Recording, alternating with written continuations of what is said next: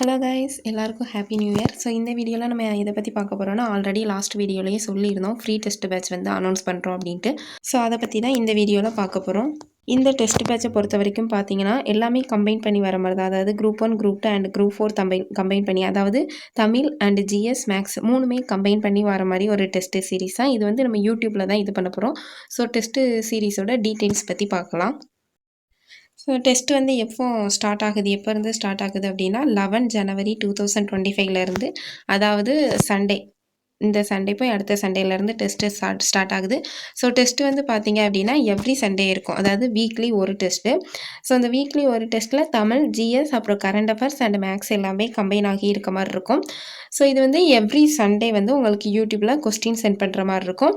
அன்றைக்கி ஈவினிங் இல்லைனா அடுத்த நாள் வந்து உங்களுக்கு எக்ஸ்ப்ளனேஷன் கொடுக்குற மாதிரி இருக்கும். ஓகேவா?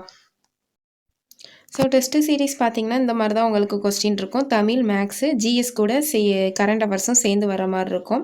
ஸோ இதில் வந்து கொஸ்டின் பேட்டர்ன் பார்த்தீங்க அப்படின்னா தமிழ் வந்து 50 கொஸ்டின், அதாவது இப்போ நியூ சிலபஸ் கொண்டு வந்திருக்காங்கல்ல, அதை பேஸ் பண்ணி தமிழ் வந்து 50 கொஸ்டின். அது மாதிரி ஜிஎஸ் அது கூட கரண்ட் அஃபேர்ஸும் சேர்த்து 50 கொஸ்டின். ஸோ இது மொத்தம் 100 கொஸ்டின். மேக்ஸ் வந்து பார்த்தீங்கன்னா நம்ம டெஸ்ட் மாடல் தான், 25 கொஸ்டின். ஒரு டாபிக் இல்லை ரொம்ப சிம்பிளான டாப்பிக்காக இருந்தால், ஏன்னா இதில் ரீசனிங்கும் உண்டு. ஸோ ரீசனிங் ஒரு டாப்பிக்குங்கும்போது ஒரே இதில் நிறையா சம் வந்த மாதிரி இருக்கும். ஸோ அதனால் ரீசனிங் இல்லை வேறு எதாவது ரொம்ப சிம்பிளான டாப்பிக்னா மட்டும் மேக்ஸ் 2 டாபிக் வச்சுக்கலாம். மற்றபடி எல்லாமே ஒரு டாபிக், ஒரு சிங்கிள் டாபிக். ஏன்னா நமக்கு இன்னும் டைம் இருக்குது. நம்ம ஆல்ரெடி ஆனுவல் பிளானர் பற்றி ஒரு வீடியோவில் பேசியிருந்தோம். அதில் நமக்கு எவ்வளோ டைம் இருக்குதுன்னு பார்த்துருந்தோம். ஸோ குரூப் 1க்கு வந்து செப்டம்பர் 9th மந்தில் தான், அதுக்கப்புறம் 10th வந்து குரூப் 2 வருது, அடுத்து டிசம்பரில் தான் குரூப் 4 வருது. ஸோ நல்லாவே டைம் இருக்குது. மேக்ஸ் வீக்லி 1 டாபிக்ன்றதே ரொம்பவே அதிகம் தான். ஸோ மேக்ஸ் நல்லா பொறுமையாக எந்த சம் கேட்டாலும் சால்வ் பண்ணுற மாதிரி. இன்னொன்று மெயின் என்னென்னா, நம்ம ஃபாஸ்ட்டாக சால்வ் பண்ணுற மாதிரி இருக்கணும்.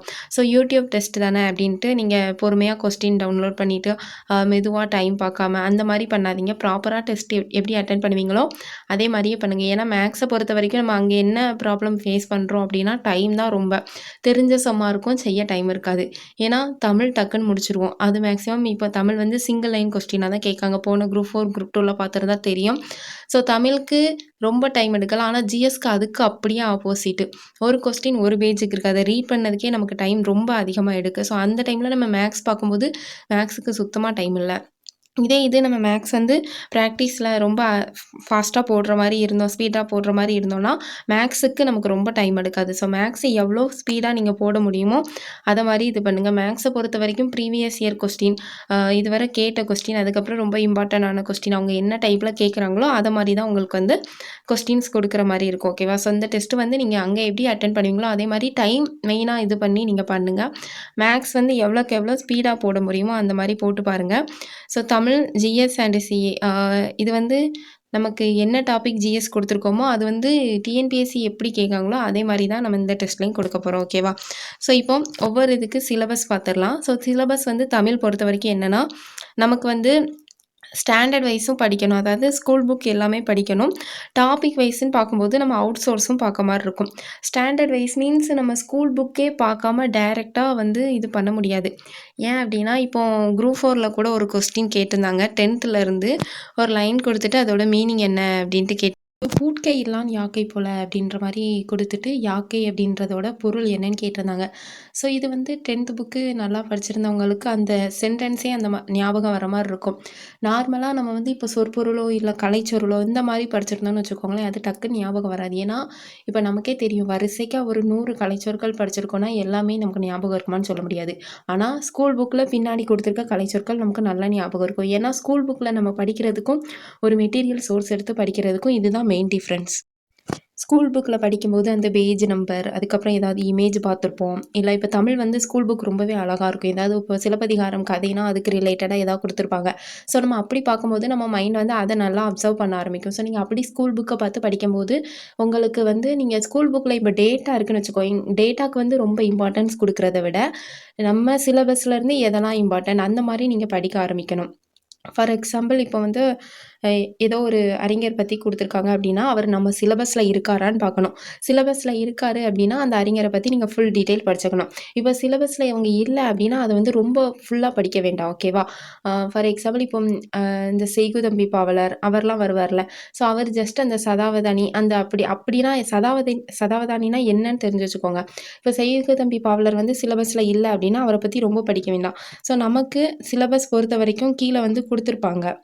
இப்போ வந்து பார்த்தீங்க அப்படின்னா, தமிழ் பணி உ.வே.சா, மீனாட்சி சுந்தரனார், இலக்குவனார், அதுக்கப்புறம் தேவனைய பாவாணர், அகர முதலி, பெருஞ்சித்திரனார், ஜி.போ, வீரமாமுனிவர், தமிழ் தொண்டு தொடர்பான செய்திகள். அது போக பாவேந்தர், சிதம்பரனார், குன்றக்குடி அடிகளார், கண்ணதாசன், காகிதமில்லத், தாராபாரதி, வேலுநாச்சியார், பட்டுக்கோட்டை கல்யாண சுந்தரம், முடியரசன், தமிழொலி, உருத்திரங்கண்ணனார், ஜெகநாதர், நாமக்கல் கவிஞர். ஸோ இவங்க தான் அறிஞர்கள் அப்படின்னு சொல்லிட்டு, தமிழ் அறிஞர்கள்னு சொல்லிட்டு சிலபஸில் இருக்காங்க.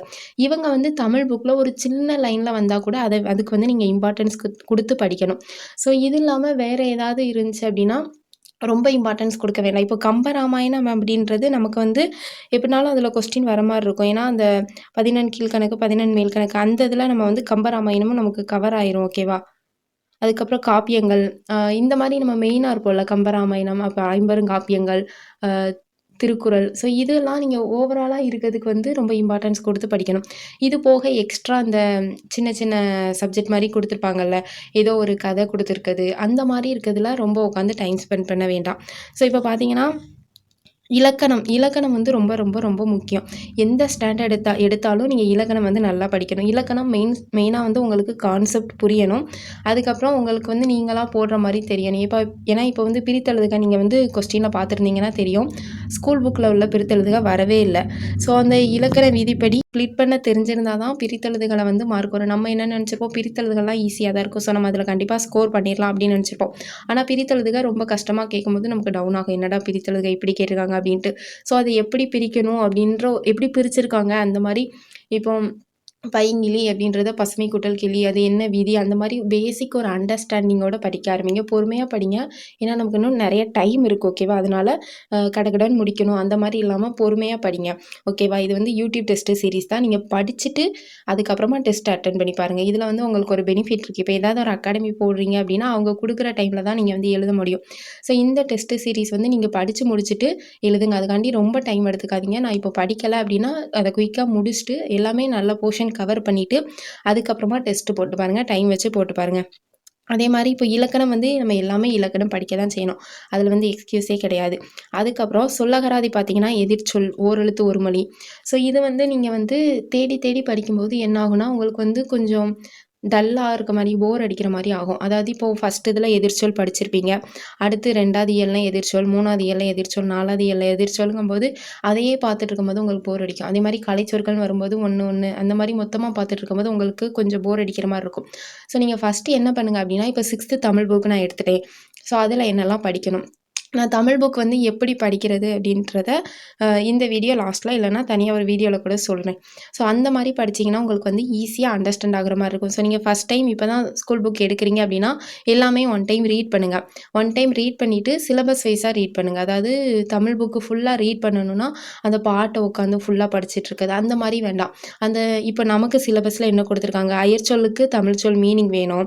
அதுக்கப்புறம் அந்த வேர்ச்சொல்லேருந்து வினைமுச்சு இந்த மாதிரி நம்ம சிலபஸில் என்ன கொடுத்துருக்காங்களோ அதுக்கு தகுந்த மாதிரி தமிழை படிங்க. ஸோ அந்த மாதிரி படிச்சிங்கன்னா உங்களுக்கு ஆல்ரெடி ஒன்ஸ் பார்த்துருப்பீங்களா, இப்போ வந்து நம்ம ஸ்டாண்டர்ட் வைஸ் எல்லா புக்குமே ஒன்ஸ் கவர் பண்ணியிருப்போம்.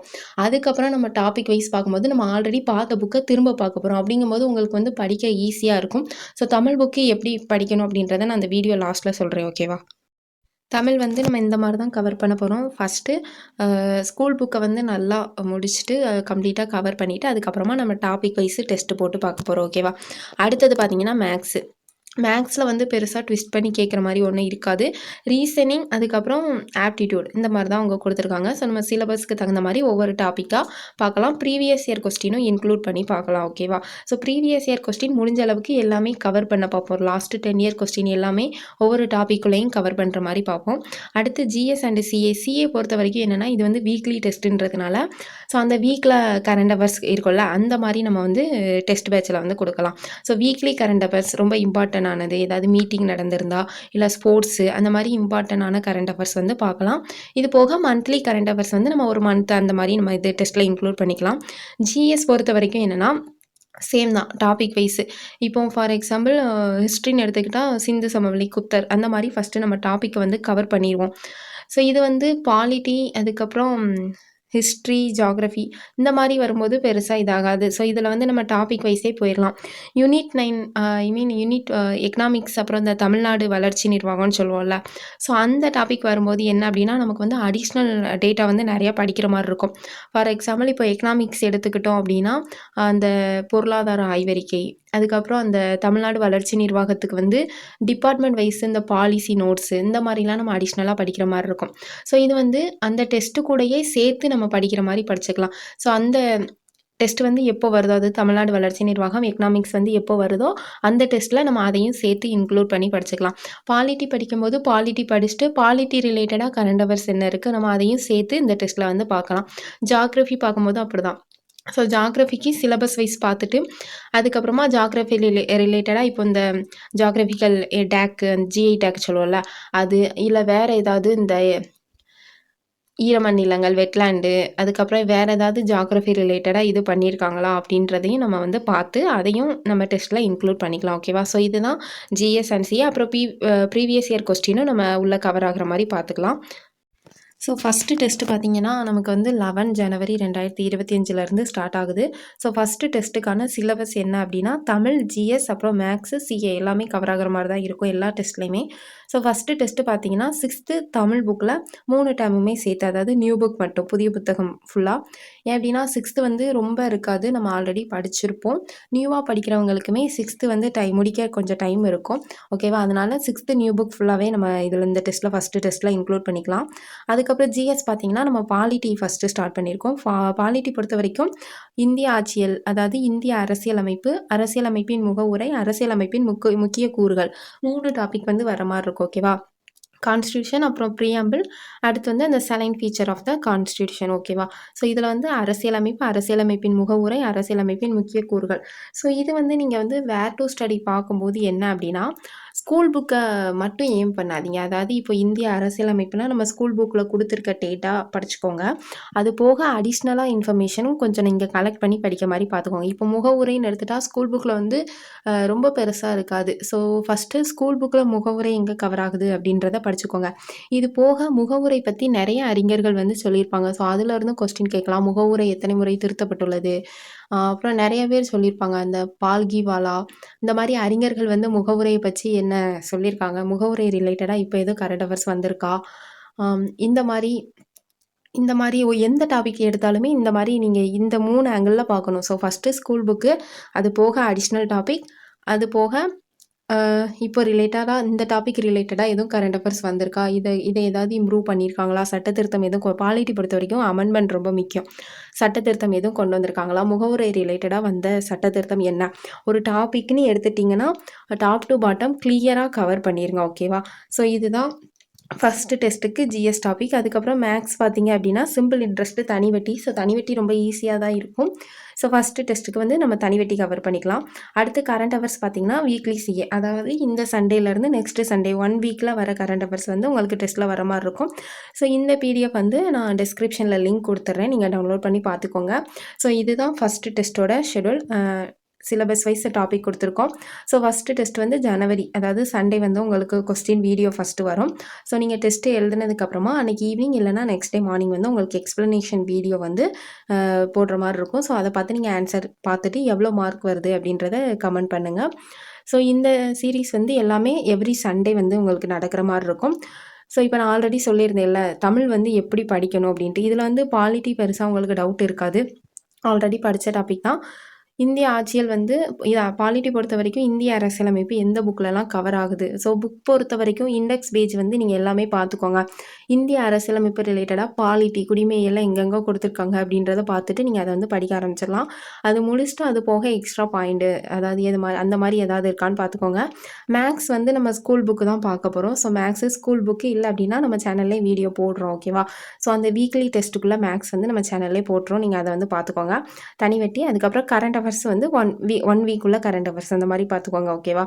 ஸோ இப்போ தமிழ் வந்து ஸ்கூல் புக்குன்ட்டு எடுக்கும்போது ஸ்கூல் புக்கை எப்படி கவர் பண்ணணும், எல்லாமே படிக்கணுமா, சிலபஸ் வைஸ் படிக்கணுமா, அந்த மாதிரி டவுட் இருக்கும். ஸோ அதுக்கு வந்து இப்போ எப்படி படிக்கணும் அப்படின்றத நம்ம பார்க்கலாம். நான் இப்போ வந்து உங்களுக்கு வந்து 6th தமிழில் செகண்ட் டேர்ம் புக்கு வந்து ஃபஸ்ட் டேர்ம் புக்கில் வந்து சொல்கிறேன். தமிழ் வந்து எப்படி படிக்கணும் அப்படின்றத. ஸோ நீங்கள் ஆல்ரெடி தமிழ் சிலபஸ் வந்து ஃபஸ்ட்டு பார்த்துக்கோங்க. பார்த்துருப்பீங்க. தமிழ் சிலபஸ் ஃபஸ்ட்டு பார்த்துக்கோங்க. அது சிலபஸ் அடிக்கடி பார்க்கும்போது தான் என்னெல்லாம் இருக்குது அப்படின்றது வந்து நமக்கு மைண்டில் ஸ்ட்ரைக் ஆகிட்டே இருக்கும். ஓகேவா? அது பார்த்துட்டு அதுக்கப்புறமா நீங்கள் எந்த புக்குனாலும் படிக்க ஆரம்பிங்க. ஸோ இப்போ தமிழ் பார்த்துட்டீங்க அப்படின்னா மொத்தம் எத்தனை இயல் கொடுத்துருக்காங்கன்னா ஃபஸ்ட் டேர்மில் 3 இயல் இருக்கும். ஓவராலாக 3 டேர்மும் சேர்த்து 9 இயல்கள் வர மாதிரி இருக்கும். ஸோ ஃபஸ்ட்டு மேக்ஸிமம் எப்போதுமே லாங்குவேஜ் ரிலேட்டடாக தான் இருக்கும். அதாவது இந்த செம்மொழி, அது உயர்தனி செம்மொழி, இந்த மாதிரி தமிழ் ரிலேட்டடாக வர மாதிரி தான் இருக்கும். ஸோ இப்போ ஃபஸ்ட்டு லெசனில் இன்பத்தமிழ் அப்படின்றது கொடுத்துருக்காங்க. ஸோ இதில் தமிழ் தேன் அப்படின்ற பாடத்தில் இன்பத்தமிழ் அப்படின்றது தான் இயல் 1ல் ஃபஸ்ட்டு. இது பாரதிதாசன் வந்து நமக்கு சிலபஸில் உண்டு. ஸோ இது வந்து நம்ம கம்ப்ளீட்டாக படிக்க தான் செய்யணும். ஓகேவா? அதாவது கம்ப்ளீட் மீன்ஸ் அந்த ஹெட்டிங்கில் ஆரம்பித்து எண்டிங் வரை நம்ம படிக்க தான் செய்யணும். இப்போ பார்த்தீங்க அப்படின்னா நம்ம ஃபஸ்ட்டு ரீட் பண்ணலாம். நமது தாய்மொழியாக தமிழை தமிழ் இலக்கியங்கள் போற்றுகின்றன. ஸோ இந்த மாதிரி நீங்கள் வந்து படிக்க ஆரம்பிப்பீங்களா? இப்போ பாருங்க, பாரதிதாசன் தமிழை பலவாறாக போற்றுகிறார். கண்ணே மணியே என்று குழந்தையை கொஞ்சுவதைப் போல தமிழ் மொழி செந்தமிழுக்கு பெயர்கள் பல சூட்டி மகிழ்வது வந்து யார் அப்படின்னு கேட்கலாம். அதாவது செந்தமிழுக்கு பல பெயர்கள் சூட்டி மகிழ்ந்த அறிஞர் யார் அப்படின்னா பாரதிதாசன். ஏன்னா பாரதிதாசன் சிலபஸில் இருக்குது. ஸோ எப்படினாலும் கொஸ்டின் கேட்கலாம். அவரை பற்றி எங்கே கொடுத்துருந்தாலும் நம்ம படிக்க தான் செய்யணும். ஸோ இப்போ இந்த பாட்டு தமிழுக்கு அமுதென்று பெயர், அந்த தமிழ் என்ப தமிழுங்கள் உயிருக்கு நேர். ஸோ இந்த பாட்டு நீங்கள் படிப்பீங்களா?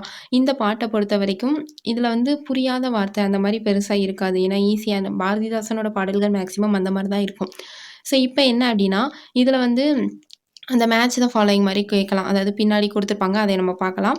ஸோ இப்போ பாட்டு படிச்சிட்டிங்க. சொல்லும் பொருளும் ரொம்ப முக்கியம். சொல்லும் பொருளும் எந்த லெசனில் கொடுத்துருந்தாலும் நம்ம படிக்க தான் செய்யணும். இது வந்து ஏன் அப்படின்னா இப்போ நீங்கள் ஒரு இயல் எடுத்த உடனே சொல்லும் பொருளும் மட்டும் படிச்சுட்டு போனீங்கன்னா உங்களுக்கு கண்டிப்பாக ஒரு 2 டேஸில் மறந்துடும். ஏன்னா அது வந்து ஞாபகம் இருக்காது. இப்போ வந்து நீங்கள் இங்கே படிச்சிருப்பீங்க. இங்கே படிக்கும்போது என்ன ஆகும் அப்படின்னா தமிழுக்கு அமுதென்று பேர், அந்த தமிழ் இன்ப தமிழ் எங்கள் உயிருக்கு நேர், தமிழுக்கு நிலவென்று பேர், இன்ப தமிழ் எங்கள் சமூகத்தின் விளைவுக்கு நீர். ஓகேவா? இந்த மாதிரி நீங்கள் படிச்சிருப்பீங்க. இப்போ வந்து அடுத்த லைன் பாருங்க. தமிழுக்கு மனமென்று பேர், இன்ப தமிழ் எங்கள் வாழ்வுக்கு நிர்மித்த ஊர்.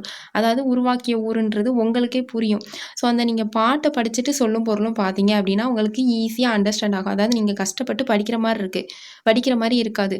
நீங்கள் பாட்டை படிச்சுட்டு சொல்லும் பொருளும் பார்க்கும்போது ஓகே அப்படின்ட்டு உங்களுக்கு நல்லா ஸ்டோர் ஆகும். இது பாட்டை படிக்காமல் சிலபஸ் வைஸ் நான் படிக்க போகிறேன் அப்படின்னு சொல்லிட்டு டக்குன்னு அந்த டாபிக் மட்டும், இப்போ கலைச்சொற்கள் எல்லாத்தையும் பார்க்க போகிறேன், அதுக்கப்புறம் சொல்லும் பொருள்னா அது எல்லாத்தையும் அந்த மாதிரி படிச்சிங்கன்னா உங்களுக்கு வந்து டக்குன்னு அண்டர்ஸ்டாண்ட் ஆகாது. ஆனாலும் கொஞ்சம் நல்லா மறக்கிற மாதிரி இருக்கும். ஸோ ஃபஸ்ட்டு நீங்கள் ஸ்கூல் புக்கில் எப்படி கொடுத்துருக்காங்களோ அதை அப்படியே படிச்சுக்கோங்க. இப்போ பாட்டை படித்தாச்சு. இப்போ சொல்லும் பொருளும் பார்த்துறோம். நிருமித்த அப்படின்னா உருவாக்கிய, விளைவுனா வளர்ச்சி, சமூகம்னா மக்கள் குலம், அசதினா முடிஞ்சதா? இப்போ அடுத்து பாடலோட பொருள் வந்து ஒன்ஸ் ரீட் பண்ணிக்கோங்க. ஏன்னா இது பாரதிதாசன் பாடல். அதனால் நூல்வழி பாரதிதாசன் பற்றி கொடுத்துருந்தாங்கன்னா எல்லாமே படிக்கணும். அவருடைய இயற்பெயர் கனக சுப்புரத்தினம். பாரதியாரின் கவிதைகள் மீது கொண்ட பற்றின் காரணமாக தம் பெயரை பாரதிதாசன் மாற்றிக்கொண்டார். ஸோ இவரோட கவிதைகளில் எதெல்லாம் இருக்குது அப்படின்னா பெண்கல்வி, கைம்பெண் மறுமணம், பொது உடைமை, பகுத்தறிவு, இந்த புரட்சிகரமான கருத்துக்களை தான் அவர் பாடுபொருளாக வச்சதுனால தான் புரட்சி கவி அப்படின்ட்டு அழைக்கப்படுகிறார். பாவேந்தர் அப்படின்ற சிறப்பு பெயர் இருக்குது. ஸோ இது வந்து பாரதிதாசன் கவிதைகள் அப்படின்ற நூலில் தமிழ் அப்படின்ற தலைப்பின் கீழ் இடம்பெற்றுள்ளது. முடிஞ்சிருச்சா? ஸோ இதில் லைட்டாக அந்த பாட்டு பார்த்துக்கோங்க. தமிழ உயிரை வணக்கம், இது வந்து காசி ஆனந்தன். முடிஞ்சது. அடுத்து பின்னாடி இருக்க அந்த மொழித்திறன் பயிற்சி, இல்லை ஒரு இயல் ஒரு பாட்டு முடியுதுன்னா பின்னாடி கொடுத்துருக்கிறது எல்லாமே நல்லா படிக்கணும். இப்போ ஏற்ற தாழ்வற்ற சமூகம் அமைய வேண்டும், நாள் முழுதும் வேலை செய்து கலைத்தவருக்கு அசதியாக இருக்கும், அதுக்கப்புறம் பிரித்தெழுதுக, இதோட சேர்த்தே படிச்சிருங்க. அப்படிங்கும்போது உங்களுக்கு ஈஸியாக இருக்கும். நீங்கள் நெக்ஸ்ட்டு சிலபஸ் வைஸு பிரித்தெழுதுக வரும்போது இதை ஆல்ரெடி பார்த்துருக்கிறதுனால உங்களுக்கு கம்பல் பண்ணி படிக்கிற மாதிரி இருக்காது. ஆல்ரெடி பார்த்ததை நீங்கள் இன்னொரு டைம் பார்க்குற மாதிரி இருக்கும். அது வந்து உங்களுக்கு ஈஸியாக இருக்கும். இந்த பொறுத்துக்க கொடுத்துருக்காங்க பார்த்தீங்களா? விளைவுக்கு நீர் போன்றது, அறிவுக்கு தோல் போன்றது, புலவருக்கு வேல் போன்றது, இளமைக்கு பால் போன்றது. ஸோ இந்த மாதிரி நீங்கள் பாட்டு படித்தா தான் உங்களுக்கு வந்து நல்லா அண்டர்ஸ்டாண்ட் பார்க்குற மாதிரி இருக்கும். மொழித்திறன் பயிற்சி மட்டும் நீங்கள் டக்குன்னு பார்த்தீங்கன்னா உங்களுக்கு அந்தளவுக்கு அண்டர்ஸ்டாண்ட் ஆகாது. ஸோ இதில் எல்லாமே முடிச்சிட்டிங்களா?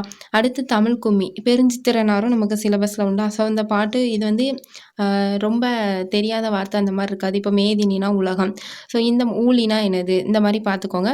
இந்த பாட்டை ஃபுல்லாக படிச்சுட்டு இப்போ வந்து கொட்டுங்கடி கும்மி கொட்டுங்கடி இளங்கோதையரே கும்மி கொட்டுங்கடி. இதில் வந்து தெரியாத லைன் எதுவும் இல்லை.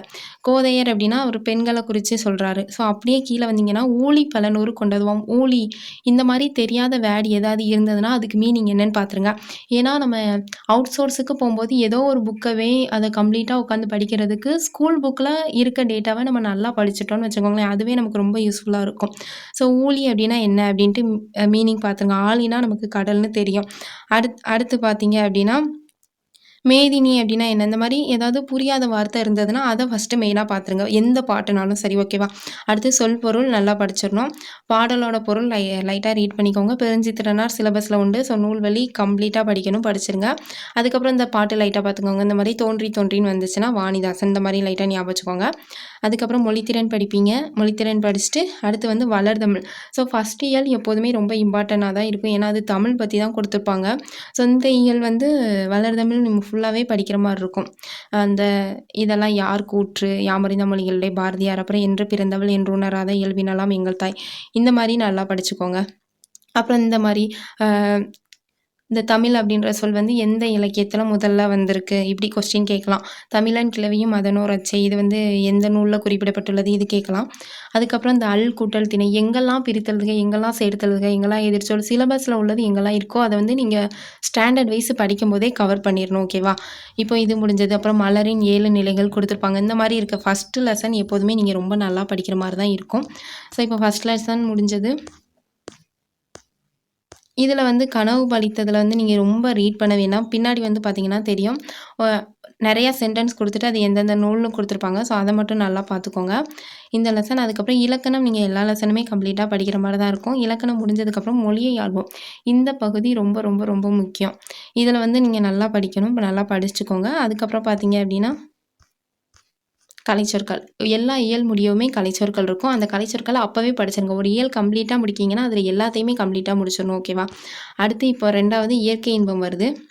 இயற்கை இன்பத்தில் சிலப்பதிகாரம் நம்ம நல்லா படிக்கணும். ஸோ சிலப்பதிகாரம் கம்ப்ளீட்டாக படிச்சுக்கோங்க. ஒவ்வொரு வேர்டுக்கும் சிலப்பதிகாரம் வந்து கொஞ்சம் வேர்டு வந்து, ஏன்னா அது கிபி 2ஆம் நூற்றாண்டில் எழுதுனதில்ல, ஸோ வேர்டு வந்து கொஞ்சம் டிஃப்ரெண்ட்டாக இருக்கும். அது வந்து எல்லாமே நீங்கள் நல்லா பார்த்துக்கிற மாதிரி இருக்கும். புரியாத வார்த்தை ஏதாவது இருந்தால் அதை வந்து நல்லா பார்த்துக்கிற மாதிரி இருக்கும். சிலப்பதிகாரம் இளங்கோவடிகள் பற்றி நூல் வெளி கொடுத்துருப்பாங்க, அதை பார்த்துக்கோங்க. சேம் அந்த பொற்கோட்டு, அது பிரிக்கிறது, சேர்த்தெழுதுக, இதெல்லாம் நல்லா படிச்சுக்கோங்க. அடுத்து காணி நீளம், பாரதியார் வந்து சிலபஸில் இல்லை, பட் பாரதியார் பாடல்கள்லேருந்து கொஸ்டின் வரலாம். ஓகேவா? ஸோ இது வந்து லைட்டாக ரீட் பண்ணிவிட்டு அந்த சொல்லும் பொருளும், அப்புறம் பாரதியாரை பற்றி நூல்வழி நல்லாவே படிச்சுக்கோங்க. அதுக்கப்புறம் அந்த பொருள், கிணறு அப்படின்னா என்ன, கேணி.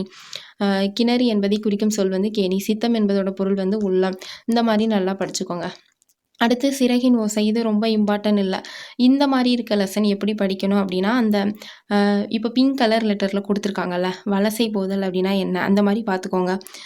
இந்த மாதிரி முக்கியமாக கொடுத்துருக்கத பார்த்துக்கோங்க. இது வந்து சிலபஸில் கிடையாது இந்த லெசன். ஸோ அதுக்காக அந்த மாதிரி லெசன் எப்படி எல்லாத்தையுமே படிக்கணுமா அப்படின்ட்டு கேட்பீங்களா, அதுக்காக சொல்கிறேன்.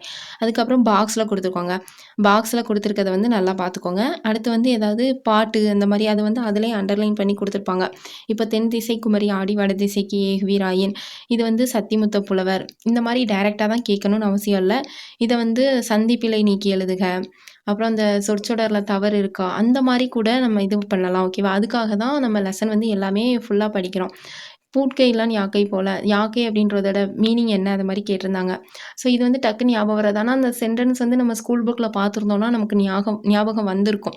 அதுக்காக தான் இது சொல்லுது. இதில் ஏதாவது இம்பார்ட்டன்ட் ஆனது கொடுத்துருந்தாங்க அப்படின்னா அதை ரிலேட்டடாக பார்த்துக்கோங்க.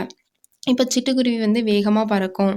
ஸோ இதை மாதிரி வேறு ஏதாவது அந்த விலங்குகளோட இது வச்சு தமிழ் கேட்கலாம், அந்த மாதிரி பார்த்துக்கோங்க. இந்தியாவோட பறவை மனிதர் டாக்டர் சலீம் அலி. இந்த ஃபால் ஆஃப் ஸ்பேரோனா சிட்டுக்குருவியின் வீழ்ச்சி, இந்த மாதிரி முக்கியமானதெல்லாம் பார்த்துக்கோங்க. அதுக்கப்புறம் இந்த பறவை பற்றிய படிப்பு பாக்ஸில் கொடுத்துருக்கிறது எல்லாமே நல்லா படிக்கிற மாதிரி தான் இருக்கணும். ஓகேவா? அதெல்லாம் நல்லா படிச்சுக்கோங்க. ஸோ அடுத்து கிழவனும் கடலும், இது ரொம்ப இம்பார்ட்டன்ட் இல்லை. இது வந்து அந்த மொழிபெயர்ப்புன்னு நமக்கு ஒன்று சிலபஸில் உண்டு. அப்படின்றத பார்க்கப்போ கிழவனும் கடலும் வந்து எந்த புதினத்துலேருந்து மொழிபெயர்க்கப்பட்டதுன்னா இந்த old man and the C அப்படின்ற ஆங்கில புதினத்துலேருந்து மொழிபெயர்க்கப்பட்டது. இதோட ஆசிரியர் வந்து எர்னஸ்ட் ஹெமிங்வே. இதை வந்து லைட்டாக படிச்சுக்கோங்க. அதுக்கப்புறம் இதில் ரொம்ப முக்கியமானது இருக்காது. அப்படியே அடுத்து கீழே வந்தீங்க அப்படின்னா இந்த இது முடிஞ்சதா. ஸோ இந்த மாதிரி முக்கியமாக இல்லாத டாப்பிக்கில் எதெல்லாம் முக்கியம் அப்படின்றத மட்டும் பார்த்துக்கோங்க. அதை ஃபுல்லாக உட்காந்து படிக்கணும்னு அவசியம் இல்லை. இலக்கணம் நம்ம கம்ப்ளீட்டாக படிக்கணும். மொழித்திறன் பயிற்சி ரொம்ப இம்பார்ட்டன்ட். அதில் எதையுமே விடக்கூடாது, ஃபுல்லாத்தையும் படிக்க தான் செய்யணும். அடுத்து தேர்ட் லெசன் பார்த்தீங்க அது இயல் 2ல் திருக்குறள் இருக்கும். திருக்குறளில் சொல்ல வேண்டியதுக்கு ஒன்றுமே இல்லை. நுழையும் முன்ல ஆரம்பித்து லாஸ்ட் எண்டு வரைக்கும் திருக்குறள் படிக்கணும். திருக்குறளை பொறுத்த வரைக்கும் என்ன அப்படின்னா, அகர முதல எழுத்தெல்லாம் ஆதிபகவன் முதற்றே உலகு, அதுக்கப்புறம் அந்த பொருள் அகரமே எழுத்துக்களுக்கு தொடக்கம், அதுபோல் ஆதிபகவனே உலகுக்கு தொடக்கம். இந்த மாதிரி இதுக்கு முன்னே இருந்த சிலபஸில் படித்தா போதும்.